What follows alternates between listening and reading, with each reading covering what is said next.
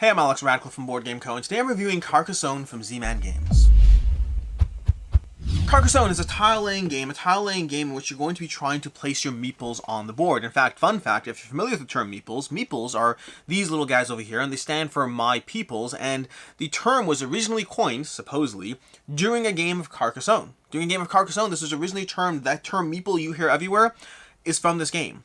Assuming the internets are correct, which they always are, they've never lied to me yet.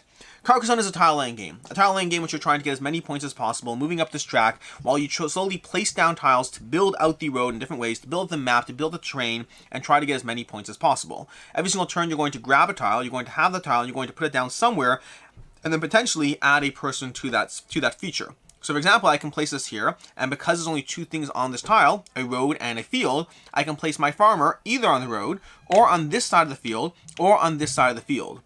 In general, your meeples are going to be multi-purpose. They can go in a variety of different places, and where they go defines what they are, whether they're going on roads, whether they're going on cathedrals, whether they're going on the fields, whether they're going in castles. So again, going back over here, in this case, we're going to start off with a road. Generally, early game, you do want to be a little conservative with exactly where you place your meeples, and we'll continue from there.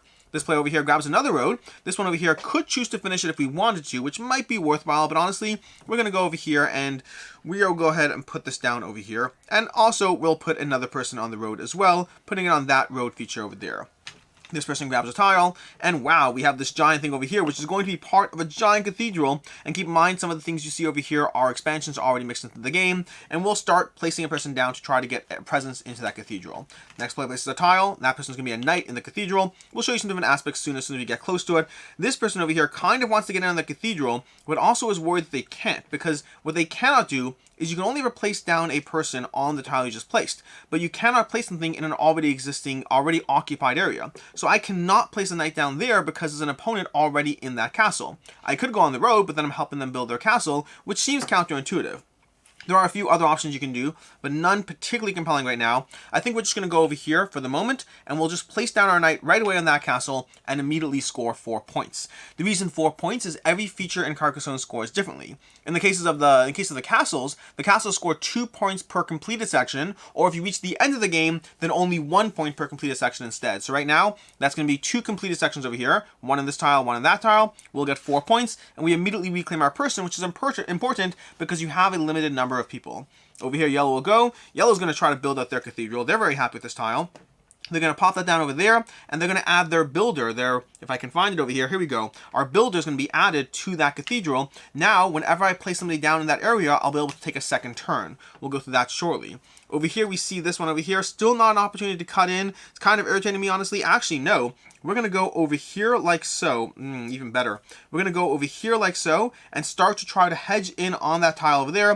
We're going to grab our meeple. We're going to grab our grande meeple over here, which we didn't use yet. We're going to use our grande meeple and put it down over here in order to get a positioning on that tower. This is a larger meeple, which means it counts as 2 if he manages to get into the castle. Because while you cannot add a meeple to a feature that already has someone, you could merge them later, and whoever has the most meeple wins. Back to yellow. Yellow has this tile over here and is a little concerned because that person's being a bit of a jerk. We could go over here. We can go over here and just score a quick 3 points. Or we could do different things. Let's go ahead and just go over here. Let's go here. No, here. Let's go over here, and we'll go ahead and score, putting a person down on that presence over there. Then we'll get to continue with blue. Eventually, we'll get to the actual review part. We're just going through the process of building this out. Blue will build this over here. Score 3 points for that completed road. 1, 2, 3. Road score for 1 point per section. 1, 2, 3. Taking that off.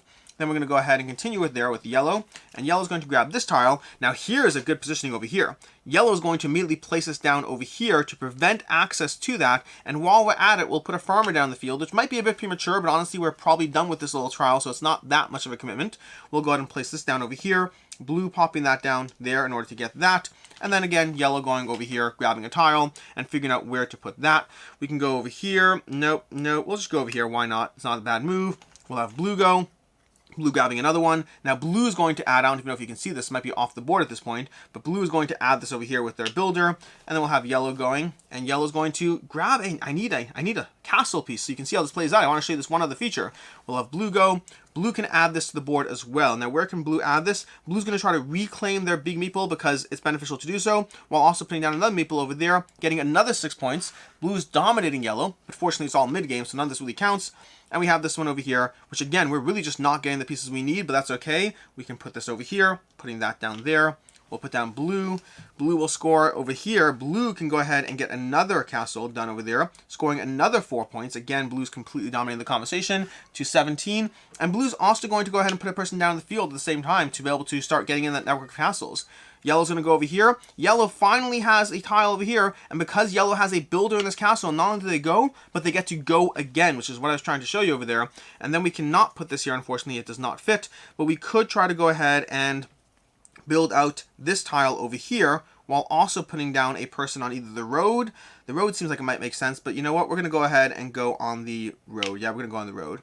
And that's basically what's happening on Carcassonne. You're going to continue this process until you run out of tiles in the bag, or whatever predefined area you want, which might be relevant because the more expansions you add to this game, the more cluttered that bag will become. But the basic idea is you are building out a landscape. You're building out a map. You're putting out people in different ways, and different ways all score points. These score points for every single completed area. So once that's complete, that'll score 9 points and be lifted off over here. Castles and cathedrals will all have different scoring over here. This cathedral over here means every tile in this place will be worth 3 instead of 2, but if you don't finish it, they're all worth 0, so it's a bit of a trade-off, a bit of a risk and reward. There's going to be these little symbols you don't even see, we didn't really talk about, such as the dragon or this over here, that are all from expansions and implement and integrate with the game in different ways, and Carcassonne is chock full of expansions. But before we get there, let's start with the review.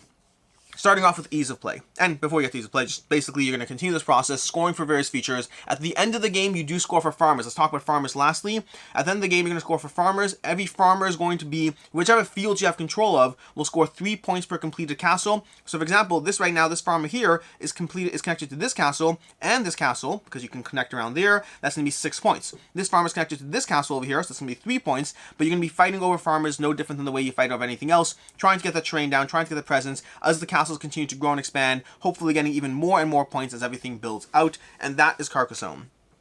Ease of play. Game is incredibly easy to teach others and get them up and running. It does require a little bit of knowledge and rules on your end, especially as you start adding in more expansions to the game, especially as you start adding more rules. But the general concept is you set everything up and you're like, place a tile. Great, now here's the 3 things you can do. Great, place another tile. Now here's the 2 things you can do. Warn people a little bit as they go into things. As you start encroaching on the territory, you can warn them, hey, I'm trying to get involved with your castle here. Here's how I'm going to do that. It's a very easy game to teach, to get up and running. It is very accessible, but it manages to do all that while still being incredibly cutthroat at the same time. There's a lot of decisions based around how you tactically place a tile in such a way that it results in you getting the points you want, and you encroaching on the castle, and you locking off a territory, and you placing down a piece in such a way that it can be incredibly frustrating. You place this piece down over here, if you move this piece here, now this ending over here requires a very specific tile, which cramps their style. It cramps their ability to get that at least as easily as they might have otherwise planned, and it can have a lot of consequences as far as how the game develops, trying to tactically plan, not just from a stance of, hey, here's a tile, let me place it down, but more than that, here's a tile, here's how the game plays, here's how the tile structure looks. How can I place everything down? As far as player count, this is a 2 to 5 player game. Expansions might augment that, I'm not sure, but it's a 2 to 5 player game. I've played this at a variety of player counts. I don't even know at this point. I've been playing this game, well, for longer than I was in the hobby. I got into the board game, design of board games as a hobby in 2011, 2012, and I was playing this game, I want to say, from 2008. It was a earlier edition, along with games like Catan and Risk 2210 and Corridor. There were a handful of games that I played for years before getting into the hobby, and Carcassonne is one of them. I've probably played this at every player count, very often, very extensively, for a very, very, very long time. As far as review, Carcassonne is a game that, the very fact that it's here in my collection so many years later, we're talking about, I don't know, maybe 13, what is it? If I played this in 2010, it's 12 years ago, but I think I played it before 2010. I'm pretty sure I played it as early as 2007, maybe, I'm not sure. I've had this game quite some time. Now, to be clear, I kind of played it, then got into the hobby, then got it later, so there was a gap in the middle, but this is a game I picked up and have had ever since. So I've had this in my collection for maybe 8 years, and I've been playing it for like 13 years or something, or more than that. It has been around for quite some time, and it's been around because I like it, because it manages to be accessible in a way that is incredibly, well, accessible. Anyone can play this game. You can teach it, you can play it, you can get people up and running. It plays at a variety of player counts. It does drag at higher player counts. I have played this with 5 players, maybe 4 players, somewhat recently. Not an experience I'm looking forward to. I think at higher player counts, the game does drag. For me, 2 or 3 players would probably be the sweet spot, but it's a very accessible experience that manages to be gateway friendly while being cutthroat and mean to those who want it. And the way you can augment the game with the expansions gives you a ton of room for growth in this game. You can play offshoot Carcassonne, you can play Carcassonne Amazonas, Carcassonne Gold Rush, you can play all these offshoot games, or you can just bundle up the box with as much content as you want, as I currently have in this box, this single box over here. I have like 9 expansions all bundled in here, all working well, because the amount of tiles you can cram into the box, cram into the bag, it gives you a lot of gameplay possibilities. It adds more rules, which is a potential downside. The downside of all those gameplay possibilities is Carcassonne is a very easy game to play, not play for 2 years, and come straight back to and play again. But if you start adding in a ton of expansions, it gets a little harder, and it does increase the barrier to entry there, so I would encourage anyone who's playing this game to be very mindful of the expansions and how you add them. Now, there's also a degree of luck in the experience.